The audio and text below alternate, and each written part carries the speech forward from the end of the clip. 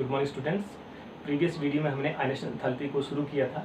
यहाँ पे हम डिस्कस करेंगे factors governing ionisation enthalpy. First factor है साइज ऑफ द एटम।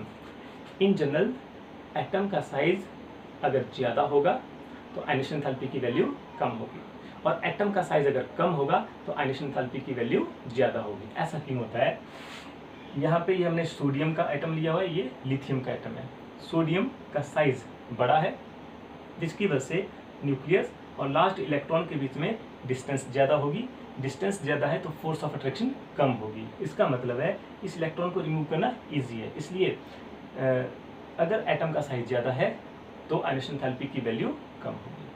और लिथियम में साइज कम है, न्यूक्लियस और लास्ट इलेक्ट्रॉन के बीच में फोर्स ऑफ अट्रैक्शन ज़्यादा होगी, तो आयनेशन एंथैल्पी की वैल्यू भी ज़्यादा होगी। तो हम बोल सकते हैं साइज अगर एटम का ज़्यादा है तो आयनेशन एंथैल्पी कम होगी, और एटम का साइज अगर कम है तो आयनेशन एंथैल्पी की वैल्यू ज़्यादा होगी। सेकंड फैक्टर है charge on the nucleus. Nucleus के ऊपर जितना ज़्यादा चार्ज होगा तो न्यूक्लियस और लास्ट इलेक्ट्रॉन के बीच में फोर्स ऑफ अट्रैक्शन ज़्यादा होगी, तो आयनेशन एंथैल्पी की वैल्यू ज़्यादा होगी। अगर न्यूक्लियस के ऊपर चार्ज कम है तो फोर्स ऑफ अट्रैक्शन कम होगी और आयनेशन एंथैल्पी की वैल्यू कम होगी। For example lithium and magnesium, इसका साइज और मैग्नीशियम का साइज ऑलमोस्ट बराबर है। लिथियम के प्रोटॉन जो है न्यूक्लियस के अंदर वो है 3 और मैग्नीशियम में है 12। मैग्नीशियम में ज़्यादा न्यूक्लियर चार्ज है, इसलिए इसके लिए जो आयनेशन एंथैल्पी की वैल्यू है वो ज़्यादा है, 737.6 किलोजूल पर मोल। और लिथियम में एटॉमिक साइज कम है, एटॉमिक चार्ज कम है, तो आयनेशन एंथैल्पी की वैल्यू कम होगी, 520.3 किलोजूल पर मोल। थर्ड फैक्टर है screening effect of the inner electrons. Multi electron atom में लास्ट इलेक्ट्रॉन और न्यूक्लियस के बीच में जितने ज़्यादा इलेक्ट्रॉन्स होंगे तो वो क्या करते हैं, न्यूक्लियस के आने वाले चार्ज को स्क्रीन कर देते हैं, रोक देते हैं, जिसकी वजह से लास्ट इलेक्ट्रॉन पे एक्चुअल चार्ज नहीं पहुंचता, कम न्यूक्लियर चार्ज पहुंचेगा। अल्टीमेटली आयनेशन एंथैल्पी की वैल्यू कम हो जाएगी। फॉर एग्जांपल पोटेशियम, ये इसका 90th इलेक्ट्रॉन है। लास्ट इलेक्ट्रॉन और न्यूक्लियस के बीच में बहुत ज़्यादा इलेक्ट्रॉन्स हैं, तो ये इनर इलेक्ट्रॉन्स क्या करेंगे, न्यूक्लियस के आने वाले चार्ज को रोक देते हैं, स्क्रीन कर देते हैं, जिसकी वजह से लास्ट इलेक्ट्रॉन पे जो न्यूक्लियस का चार्ज पहुंचेगा वो कम पहुंचेगा, जिसको हम बोलते हैं इफेक्टिव न्यूक्लियर चार्ज। जब चार्ज कम पहुंचेगा तो इस इलेक्ट्रॉन को निकालना आसान रहेगा। मतलब स्क्रीनिंग इफेक्ट ज़्यादा है तो आयनेशन एंथैल्पी की वैल्यू कम होगी, और स्क्रीनिंग इफेक्ट अगर कम है तो आयनेशन एंथैल्पी की वैल्यू ज़्यादा होगी। इफेक्टिव न्यूक्लियर चार्ज को हम निकाल सकते हैं Z effective is equal to Z actual nuclear charge minus S। S क्या है? स्क्रीनिंग कांस्टेंट, और S की वैल्यू डिपेंड करती है जितने ज़्यादा इनर शेल में इलेक्ट्रॉन्स होंगे उतनी ज़्यादा स्क्रीनिंग कांस्टेंट की वैल्यू होगी। ठीक है। फोर्थ फैक्टर है penetration effect of electrons. Penetration effect का मतलब है कि ऑर्बिटल जितना क्लोज होगा न्यूक्लियस के वो उतना ज़्यादा पेनिट्रेटेड है न्यूक्लियस की तरफ। ठीक है। और जो ऑर्बिटल न्यूक्लियस के क्लोज होगा वहाँ से इलेक्ट्रॉन को निकालना डिफिकल्ट होगा, क्योंकि न्यूक्लियस उन इलेक्ट्रॉन्स को स्ट्रांगली अट्रैक्ट करेगा। पेनिट्रेशन इफेक्ट जो होता है वो एक शेल के अंदर जो ऑर्बिटल्स हैं उनमें हम इसको डिस्कस करेंगे। तो हमने यहाँ पे फोर्थ शेल लिया हुआ, ये जो हमने यहाँ पे बनाया हुआ है ये फोर्थ शेल है।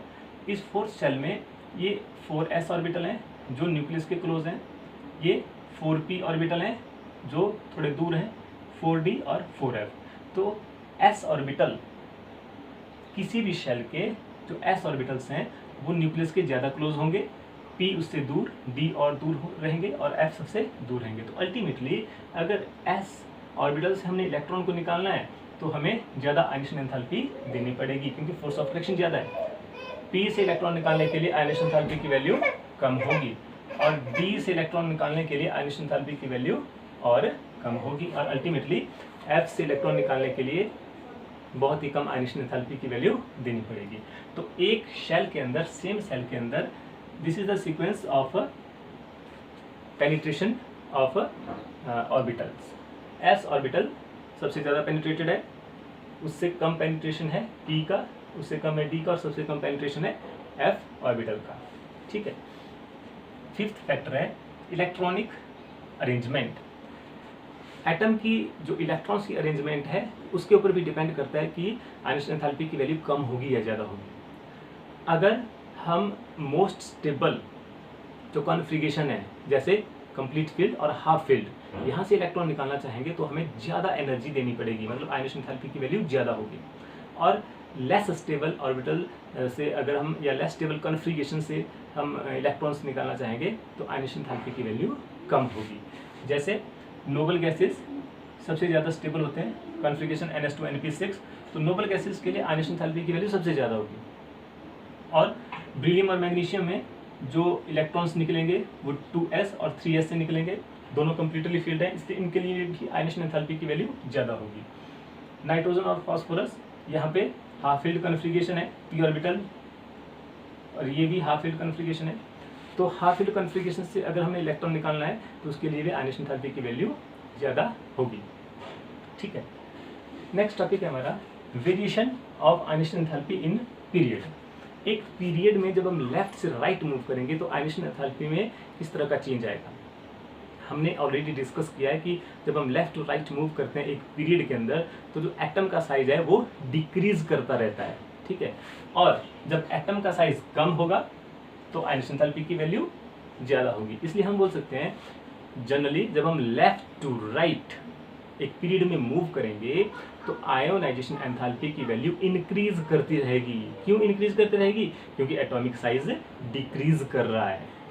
जैसे ये हमने सेकंड पीरियड लिया हुआ है लिथियम से लेके सोडियम तक, तो जनरली लिथियम से लेके सोडियम तक आयनिशन एंथैल्पी की वैल्यू इंक्रीज कर रही है। लिथियम में 520.3 किलो जूल पर मोल और नियॉन में 2080 किलो जूल पर मोल। तो generally there is increase in ionisation enthalpy as we move from left to right in a period.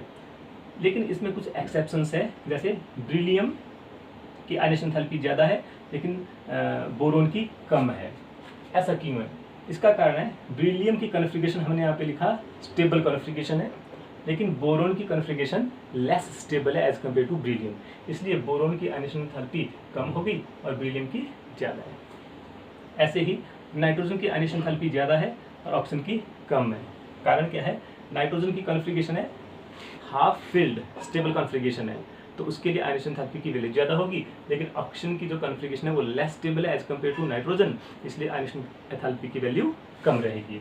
Generally as we move from left to right in a period there is increase in ionisation enthalpy because there is decrease in atomic size. उसके बाद है variation of ionisation enthalpy down the group. जब हम एक group में downward आएंगे तो आयनिशन enthalpy में क्या चेंज होगा? जनरली क्या होता है, when we move from top to bottom in a group, in that case there is decrease in ionisation enthalpy. यहाँ पे हम 3 पॉइंट डिस्कस करेंगे। पहला पॉइंट है जब हम डाउन द ग्रुप आएंगे तो न्यूक्लियर चार्ज इंक्रीज करेगा।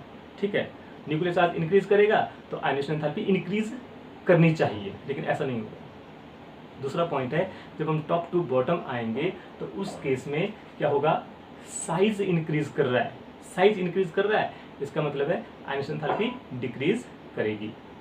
और तीसरा पॉइंट है जब हम टॉप टू बॉटम आ रहे हैं तो जो पेनिट्रेशन स्क्रीनिंग इफेक्ट इंक्रीज कर रहा है, और स्क्रीनिंग इफेक्ट इंक्रीज करेगा तो आयनिशन एंथैल्पी डिक्रीज करेगी। तो अल्टीमेटली होता क्या है कि इंक्रीज इन साइज और इंक्रीज इन स्क्रीनिंग इफेक्ट जो है न्यूक्लियर चार्ज को ओवरकम कर देता है। तो ultimately when we move from top to bottom in a group there is decrease in ionisation enthalpy. ठीक है, बहुत ही इंपॉर्टेंट टॉपिक है, अच्छे से इसको समझना है। Okay, thank you.